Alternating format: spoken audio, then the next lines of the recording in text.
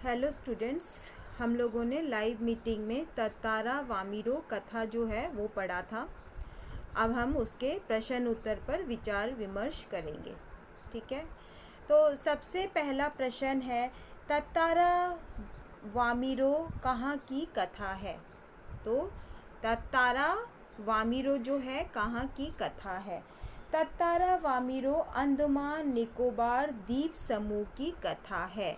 अंडमान निकोबार द्वीप समूह की कथा है। ठीक है, उसके बाद में सेकंड में, वामिरो अपना गाना क्यों भूल गई? वामिरो अपना गाना क्यों भूल गई? वामिरो अपना गाना वामिरो जो थी वो अपना गाना इसलिए भूल गई थी क्योंकि एक ऊंची लहर ने वामिरो को क्या कर दिया था? भिगो दिया था। एक ऊंची लहर ने वामिरो को भिगो दिया था, इसलिए वह गीत गाती हुई हड़बड़ा गई और गाना जो है वो क्या हो गई थी? भूल गई थी, और वो गाना भूल गई थी। अब तीसरा प्रश्न, तत्तारा ने वामिरो से क्या याचना की? तत्तारा ने वामिरो से क्या याचना की? तो तत्तारा ने वामिरो से बार बार गाना गाने की और उससे अपना नाम बताने की याचना की। तत्तारा ने वामिरो से क्या याचना की? तो तत्तारा ने वामिरो से बार बार गाना गाने की और उससे अपना नाम बताने की याचना की। क्वेश्चन नंबर 4, चौथा नंबर प्रश्न देखो, तत्तारा और वामिरो के गांव की क्या रीति थी? तत्तारा और वामिरो के गांव की रीति थी, अपने गांव के ही युवक युवतियों का ही आपस में विवाह हो सकता था। दूसरे गांव में वैवाहिक संबंध जो था वो निषेध था। दूसरे गांव में वैवाहिक संबंध जो था वो निषेध था। उसके बाद, क्रोध में तत्तारा ने क्या किया? क्रोध में आकर तत्तारा ने अपनी लकड़ी की तलवार धरती में क्या किया? गाड़ दिया, और फिर धरती को क्या हो गया था? दो हिस्सों में काटता चला गया, या धरती दो हिस्सों में बढ़ती चली गई, ऐसा भी हम बोल सकते हैं। उसके बाद में तत्तारा जो है लिखित में हम देखेंगे, तत्तारा की तलवार के बारे में लोगों का क्या मत था? तत्तारा की तलवार के बारे में लोगों का क्या मत था?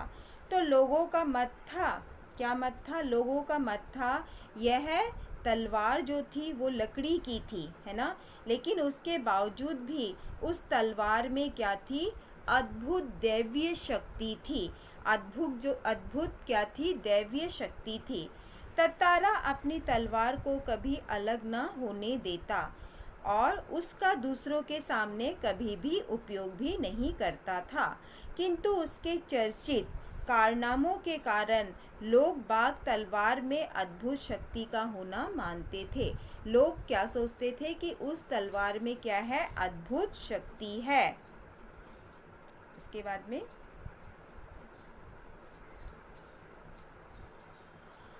वामिरो ने तत्तारा को बेरुखी से क्या जवाब दिया?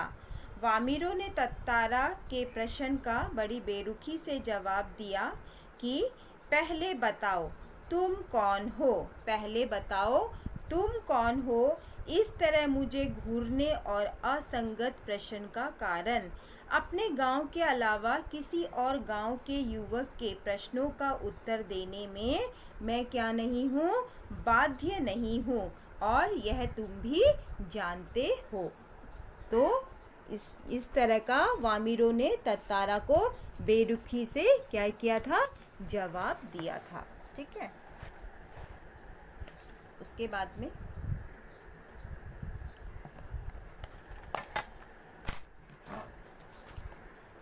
देखते हैं हम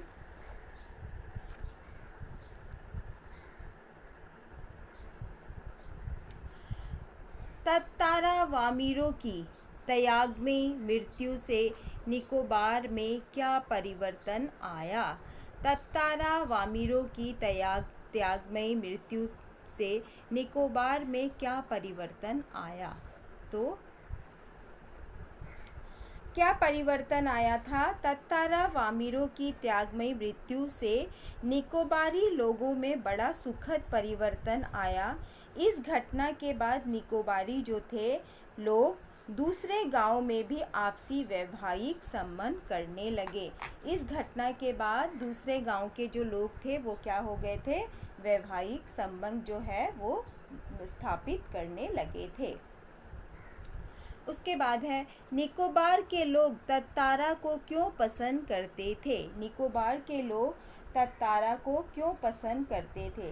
क्योंकि तत्तारा क्या था? एक नेक और मददगार व्यक्ति था। तत्तारा क्या था? एक नेक और मददगार व्यक्ति था और वह हमेशा दूसरों की सहायता के लिए क्या करता था? तत्पर रहता था। वह अपने गांव वालों का ही नहीं, है ना, अपितु समूचे द्वीपवासियों की सेवा करना अपना कर्तव्य समझता था। इसलिए निकोबार के लोग उसे क्या करते थे? बहुत पसंद करते थे। अब हम 50 से 60 शब्दों में जो है वो देखेंगे। 50 से 60 शब्दों में देखो, निकोबार द्वीप समूह।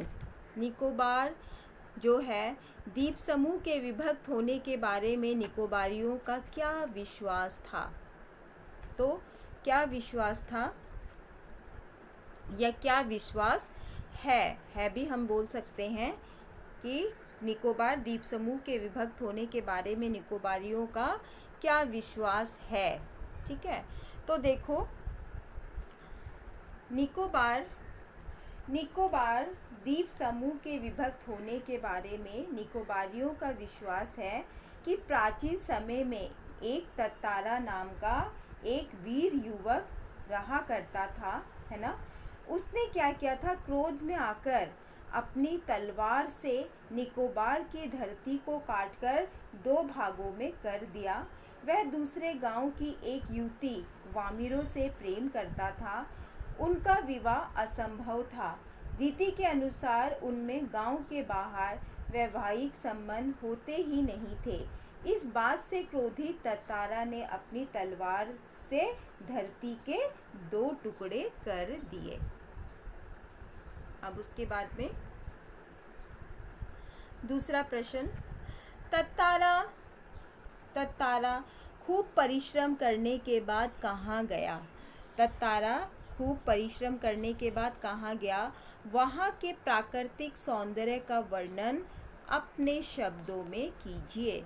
तो वहाँ के प्राकृतिक सौंदर्य का वर्णन अपने शब्दों में करने के लिए बोला है। तो कैसे लिखोगे? ऐसे लिखोगे कि एक शाम तत्तारा दिन भर के अथक परिश्रम के बाद समुद्र के किनारे टहलने के लिए गया। वहाँ का प्राकृतिक सौंदर्य बहुत रोमांचक एवं आकर्षित करने वाला था। सायंकाल का लाल नारंगी सूरज जैसे समुद्र के जल में डुबकियां लगाने जा रहा था। लगता था जैसे सूरज का वही रंग पूरे आसमान पर छा रहा हो। पूरे समुद्र का जल भी उसी लाल नारंगी रंगों से रंग गया था। ऐसे करके लिखोगे। वहाँ जब हम लोगों ने पढ़ा था कि वो शाम को जब समुद्र के किनारे गया था तो वो क्या देखा था उसने, उसका प्राकृतिक सौंदर्य कैसा था, है ना, किस तरह का प्राकृतिक सौंदर्य था। तो उस प्राकृतिक सौंदर्य का वर्णन जो है वो करना है, अपने शब्दों में करना है। नेक्स्ट है, उसके बाद में वामिरों से मिलने के बाद तत्तारा के जीवन में क्या परिवर्तन आया? तत्तारा के जीवन में क्या परिवर्तन आया था? वामिरों से मिलने के बाद तत्तारा के जीवन में क्या हो गया था? तत्तारा का मन जो है वो विचलित हो गया था। उसका हृदय व्यथित हो गया। रात भर वो बेचैन रहा और दिन तो मानो कट ही नहीं रहा था। लगता था मानो शाम की प्रतीक्षा उसके जीवन की अकेली प्रतीक्षा थी। ऐसा वो सोच रहा था क्योंकि वो क्या कर रहा था? शाम की प्रतीक्षा कर रहा था। उसका जो है क्या था? वह गंभीर और शांत जीवन, है ना, वह जो था शांत और गंभीर जीवन में उसके साथ ऐसा पहली बार हुआ था। वह अचंभित था, साथ ही वो क्या था, रोमांचित भी था। अब तो केवल वामिरो जैसे उसके जीवन का एकमात्र कारण बन गई हो। तो ये लिखना है, वामिरो से मिलने के बाद तत्तारा के जीवन में क्या क्या परिवर्तन आया या क्या परिवर्तन आया, तो उसका परिवर्तन के बारे में आप लोग को लिखना है। उसके बाद में प्राचीन काल, देखो प्राचीन काल में मनोरंजन और शक्ति प्रदर्शन के लिए किस प्रकार के आयोजन किए जाते थे। तो पहले के समय में जब मनोरंजन और शक्ति प्रदर्शन के बारे में बताया है कि क्या आयोजन किए जाते थे। तो प्राचीन काल में मनोरंजन और शक्ति प्रदर्शन के लिए मैंने जैसे पाठ में पढ़ाया था, पशु पर्व, पशु का क्या हुआ करता था, पर्व हुआ करता था। और पशुओं से युवकों को लड़ने की प्रतियोगिताएं भी होती थी। पशु पर्व में क्या होता था, हष्ट पुष्ट पशुओं का, है ना, जो हष्ट पुष्ट पशु जो होते थे उनका प्रदर्शन होता था। और उसके अतिरिक्त भी और पशुओं का भी क्या होता था, उनकी शक्ति की परीक्षा ली जाती थी। वर्ष में ये एक बार होता था, ऐसे आयोजन जो थे वर्ष में एक बार होता था। और आसपास के सभी गांव के लोग क्या करते थे, इस पर्व में हिस्सा लेते थे। प्रतियोगिता एवं मल्ल युद्ध आदि के बाद पहले तो प्रतियोगिता होती थी और पशु पर्व होता था।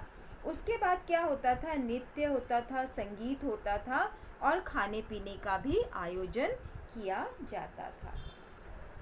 ठीक है, अब देखो, रूढ़ियाँ जब बंधन बन बोझ बनने लगे तब उनका टूट जाना ही अच्छा है, क्यों, स्पष्ट कीजिए।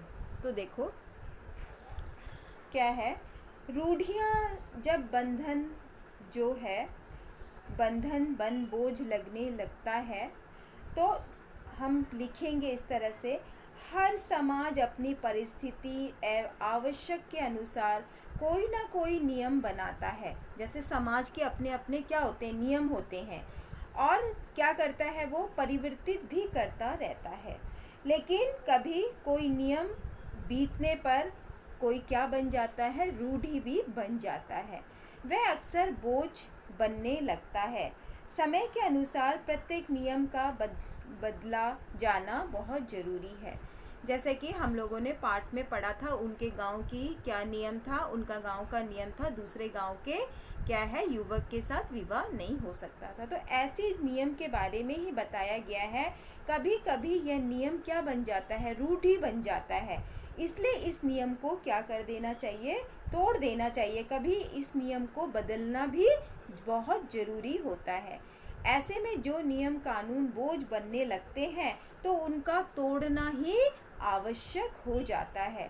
तभी समाज में, है ना, तभी क्या होगा, समाज में प्रकृति व खुशहाली का वातावरण बन सकता है। तो ये हमारे प्रश्न उत्तर जो हैं वो हो गए थे। ठीक है, तो इनको क्या करना है, आपको कॉपी में लिखना है। फिर नेक्स्ट क्लास में मैं इसको आशय स्पष्ट जो है वो मैं आप लोग को दे दूँगी, आप लोग को मैं करा दूँगी।